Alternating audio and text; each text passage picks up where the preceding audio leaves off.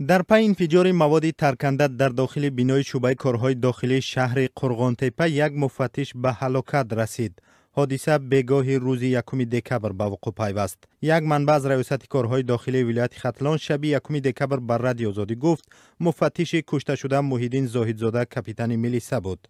این هم صحبت ما گفت ترکش به حد سخت بود که بالاپوش بینای شعبه کارهای داخلی شهر قرغانتپه آسیب دید. با گفته او حالا یک گروه سبب‌های ترکش را تحقیق می‌کنند.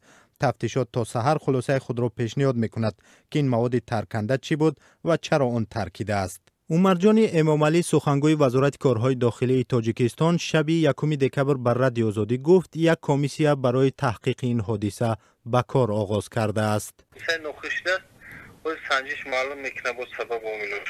اما یک منبع دیگر گفت محیدین زاهدزاده به معین نمودن موادهای کهنه ترکنده مشغول بود که کارمندان شعبه کارهای داخلی جمع‌آوری کرده بودند. وی گفت او باید رقم‌های آنها را مشخص کرده در پرونده قید میکرد. اما چگونه این ترکش رخ داده است کسی نمیداند. ترکش تخمیناً ساعت‌های 19 روز یکم دکبر رخ داد. محیدین زاهدزاده سال تولدش 1986 بیش از 4 سال در شعبه کارهای داخلی شهر قرغانتپه به حیث مفتش کار کرده است. قرار است فردا در ناحیه 5 زادگاهش مراسم جنازه او برگزار شود.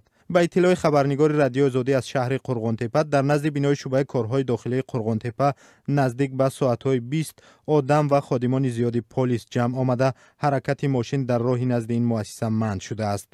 خادمان پلیس و انتظامی که شمارشان دهان نفر می باشد سلاح به دست در اطراف اداره پلیس قرار دارند.